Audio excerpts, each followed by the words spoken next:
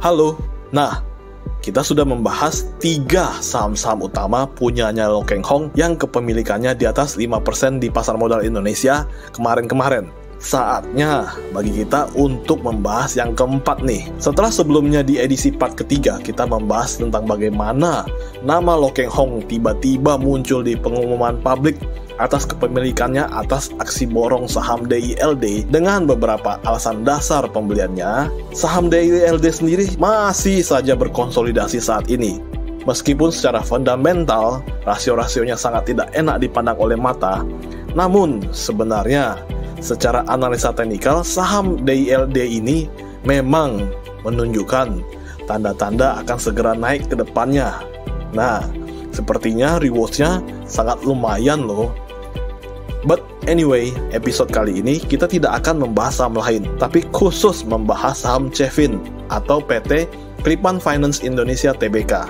Dan seperti biasa, bagaimana kita bisa menyontek mentah-mentah saham-saham koleksi Om Lo Keng Hong seperti episode-episode sebelumnya. Diam-diam, investor kawakan Indonesia Lo Keng Hong diketahui memiliki 5% lebih dari saham PT Klipan Finance Indonesia Tbk atau Cevin. Ini adalah perusahaan pembiayaan yang terafiliasi dengan Panin Group.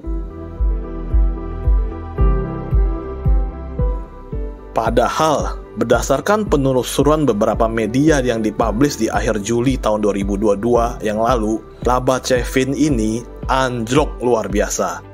Perusahaan leasing alias Cevin ini sahamnya dimiliki oleh investor kawakan Lo Keng Hong di atas 5%. Sementara kepemilikan utamanya adalah PT Bank Pan Indonesia Tbk atau Bank Panin atau PNBN dengan pemilikan 51,49%. Cevin mencatatkan laba anjlok tajam sebesar hingga 88,91% atau turun dari 90,21 miliar rupiah menjadi hanya 10 miliar per 30 Juni tahun 2022 ini. Nah, untuk menjelaskan soal laporan keuangannya yang mengalami penurunan laba tajam saat itu, menurut manajemen PT Klipan Finance Indonesia Tbk ataupun Cevin, Direktur utamanya Pak Haryanto Tirto Harjoyo menyebutkan penurunan laba disebabkan oleh peningkatan pencadangan yang dilakukan oleh perusahaan. Selain itu, penyebab lainnya adalah perusahaan sedang melakukan peningkatan teknologi agar perusahaan makin efisien.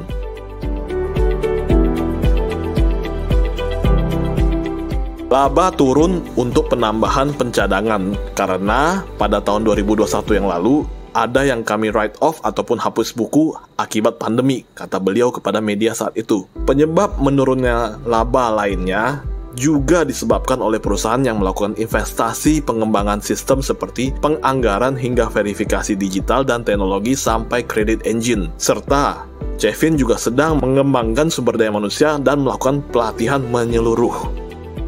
Meskipun melakukan serangkaian pembenahan yang mengakibatkan penurunan laba, Cevin optimis laba tumbuh di atas capaian tahun 2021 yang lalu. Target laba pada tahun 2022 ini adalah sebesar 144 miliar rupiah. Kami pastikan tercapai menurut beliau. Jadi, bisnis utama untuk meningkatkan laba bagi Cevin disebutkan masih berasal dari sektor otomotif.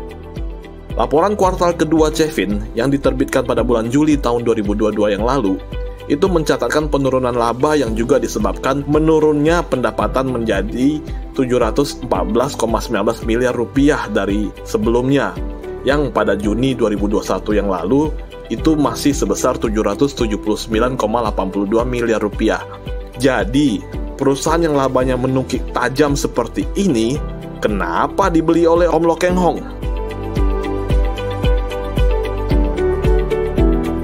Dari data Custodian Central Effect Indonesia atau KCEI, pada bagian keterangan pemegang saham di atas 5% terpantau sebelumnya, nama Lo Keng Hong sempat tidak lagi tertera sebagai pemegang saham di atas 5% saham Cevin, berdasarkan data Biro Administrasi Efek pada tanggal 1 Juli 2022. Padahal, sebelumnya nama Lo Keng Hong bertengger sebagai pemilik Cevin di atas 5%. Artinya, Om Lo Keng Hong sempat membuang lumayan banyak saham Cevin saat itu loh. Namun, out of sudden, sepertinya Om Lo Keng Hong tiba-tiba melakukan akumulasi pada saham Chevin ini. Saat itu, per tanggal 5 Juli 2022, nama Lo Keng Hong sama sekali tidak tercatat sebagai pemegang saham di atas 5%. Namun, saham Chevin yang dimiliki Lo Keng Hong tiba-tiba meningkat menjadi 200 jutaan lembar saham atau 5,06% per tanggal 6 Juli 2022. Kemudian, keesokan harinya, per tanggal 7 Juli 2022, kepemilikan Lo Keng Hong di saham Chevin naik lagi menjadi 5,07% atau 202.175.800 lembar saham. Besokannya lagi, per tanggal 8 Juli 2022, lagi-lagi terjadi akumulasi oleh Om Lo. Nama Lo Keng Hong tercatat memiliki 203.944.700 lembar saham Chevin atau sebesar 5,12% yang bertambah sebesar 1.768.900 lembar saham dibandingkan satu hari sebelumnya. Bayangkan akumulasinya dalam berapa hari berturut-turut.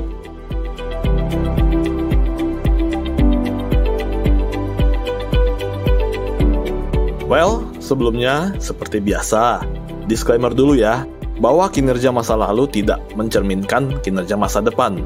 Semua konten di channel YouTube ini tujuannya hanyalah untuk edukasi saja, bukan ajakan untuk membeli ataupun menjual saham tertentu. By the way, jangan lupa untuk subscribe, like, dan komen. Kalau bisa, di-share jika dirasa bermanfaat. Oke, jadi apa dong alasan dibalik aksi diam-diam investor kawakan ala Indonesia Lo Keng Hong mengakumulasi dan menyimpan serta memiliki saham PT Klipan Finance Indonesia Tbk atau Chevin di atas 5%? Ini yang merupakan tanda tanya di mana dan kenapa perusahaan pembiayaan terafiliasi dengan Panin Group ini diakumulasi. Oke, jadi menurut investor senior kita satu ini yang mempunyai julukan Warren Buffett Indonesia, valuasi harga saham Chevin masih sangat murah. Selain itu, perusahaan pembiayaan ini juga didukung oleh induk perusahaannya PT Bank Pen Indonesia Tbk atau PNBN atau Bank Panin. Saya membeli saham Klipan Finance karena murah sekali, diperdagangkan di price to book value 0,15 kali pada waktu itu. Induk perusahaan Klipan Finance adalah Panin Bank, bank yang terkuat di Indonesia, kata Lo Keng Hong pada saat itu kepada media. Dari penelusuran saham pemula dari berbagai sumber, nilai modal pembelian Lo Keng Hong berkisar di antara harga 240 perak, 270-an hingga 350-an perak. Jadi Om Lo Keng Hong baru mulai mengakumulasi saham Chevin pada tahun 2020 yang lalu. Well, kita semua tahu bahwa Lo Keng Hong selalu mengincar saham-saham yang dinilainya memiliki fundamental yang baik tapi sedang dalam harga murah. Pada saat ini, saham Chevin masih berada di kisaran harga 300 sampai 340-an. Jadi sebenarnya jika kita hendak menyontek isi portofolio Om Lo Keng Hong satu ini, maka kita sebenarnya masih sempat membeli di harga yang belum terlalu jauh dari modalnya beliau. Meskipun demikian, status portfolionya Om Lo Keng Hong di Chevin sebenarnya sudah untung gede, namun beliau belum mau menjual ataupun melepasnya. Meskipun sudah cuan, tidak dijual karena masih jauh dari harga wajarnya. Nilai buku per sahamnya adalah 1.191 kali. Demikian kata Om Lo Keng Hong saat itu. Jadi, mungkin inilah alasan utama kenapa kita boleh mempertimbangkan untuk ikut-ikutan ataupun menyontek mentah-mentah saham pilihan Om Lo Keng Hong di Chevin ini. Nilai bukunya mencapai 1.191 kali. Well, Lo Keng Hong memang terkenal sebagai penganut fanatik aliran value investing. Beliau selalu berinvestasi pada saham-saham yang menurutnya punya fundamental bagus namun dengan harga yang diskon ataupun relatif murah. Setelah menganalisa lebih mendalam dan memutuskan untuk berinvestasi pada suatu saham, biasanya Lo Keng Hong tidak akan mentransaksikan saham tersebut dalam jangka pendek. Seperti yang mungkin teman-teman sudah pernah dengar bahwa Lo Keng Hong mempunyai julukan sebagai The Sleeping Investor, yaitu memilih untuk membeli dan melupakan saham tersebut, dan dia selalu mengatakan ditinggal tidur aja. Dari data yang dikumpulkan oleh tim saham pemula, maka berikut adalah data-data dari saham Cevin untuk pertimbangan teman-teman agar tidak mentah-mentah mengikuti begitu saja saham-saham yang dibeli oleh Om Lo Keng Hong. Ya. Net profit, perusahaan mencetak laba positif 5 tahun berturut-turut. Earning per share, perusahaan mencetak EPS positif 5 tahun berturut-turut. Rasio hutang, DER ataupun rasio hutang kurang dari 1 atau cuma 0,48 kali modalnya. Tier saham, saham bertier 2 dengan market capital menengah di atas 1 triliun. Secara Buffett intrinsic value, ini masih dihitung under value. Harga saham di bawah harga saham wajar yang kira-kira di harga 500. Price to book value masih dianggap under value.